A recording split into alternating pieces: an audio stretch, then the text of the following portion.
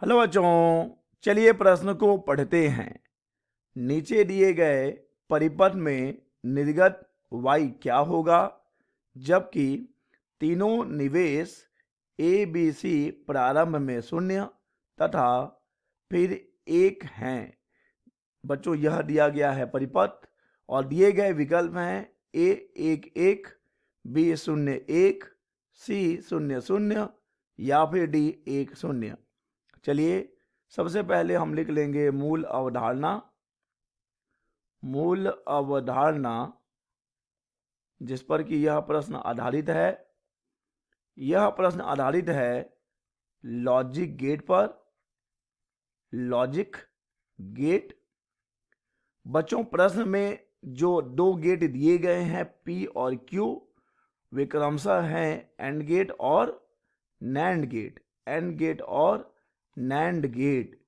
चलिए इनके लिए बुलियन व्यंजक लिख लेते हैं। एंड गेट के लिए बुलियन व्यंजक होता है A डॉट बी और नैंड गेट के लिए बुलियन व्यंजक होता है A डॉट बी का बार। बच्चों अगर हम डी मॉर्गन का प्रमेय लगा दें, डी मॉर्गन का प्रमेय, तो डी मॉर्गन का प्रमेय कहता है कि A डॉट बी का बार क्या हो जाता है, A बार प्लस B बार हो जाता है। चलिए इन मूल अवधारणाओं की सहायता से अब हम सही विकल्प का चुनाव कर सकते हैं। बच्चों यहां पर P गेट है and gate, P and gate है और Q है बच्चों यहां पर नैंड गेट। NAND gate. तो जब हम P के निर्गत की बात करें तो P का निर्गत होगा A डॉट बी, P का निर्गत A डॉट बी होगा और Q के लिए C और A डॉट बी निवेशी सिग्नल हो जाएंगे, जिसका कि निर्गत हमें मिलेगा A डॉट बी, ये एक साथ डॉट सी और इसका बच्चों बार मिलेगा, क्योंकि देखिए नैंड के लिए निर्गत होता है A डॉट बी का बार। अब देखिए बच्चों डी मॉर्गन प्रमेय हम यहां भी लगा सकते हैं, तो ये हो जाएगा A डॉट बी का बार, ये एक साथ था, प्लस सी का बार। A डॉट बी के बार में भी हम डी मॉर्गन का प्रमेय लगा सकते हैं, तो ये हो जाएगा A का बार प्लस B का बार प्लस सी का बार।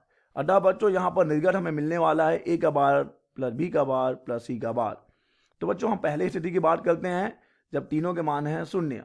ठीक है बच्चों, जब तीनों के मान शून्य होंगे तो हमें y क्या मिलेगा, शून्य का बार प्लस शून्य का बार प्लस शून्य का बार, अर्थात 1 प्लस 1 प्लस 1, जो कि हमें मिलेगा 1। अतः बच्चों विकल्प या तो डी हो सकता है या तो ए हो सकता है। चलिए दूसरे स्थिति की बात कर लेते हैं। ठीक है बच्चों, दूसरे स्थिति में तीनों के मान क्या है, 1 1 हैं, यानी इस स्थिति में y बराबर मिलेगा 1 का बार 1 का बार 1 का बार, यानी 0 0 0 अर्थात 0। तो बच्चों हमें निर्गत मिल रहा है एक बार 1 और दूसरी स्थिति में 0, अतः सही विकल्प हो जाएगा डी 1 0।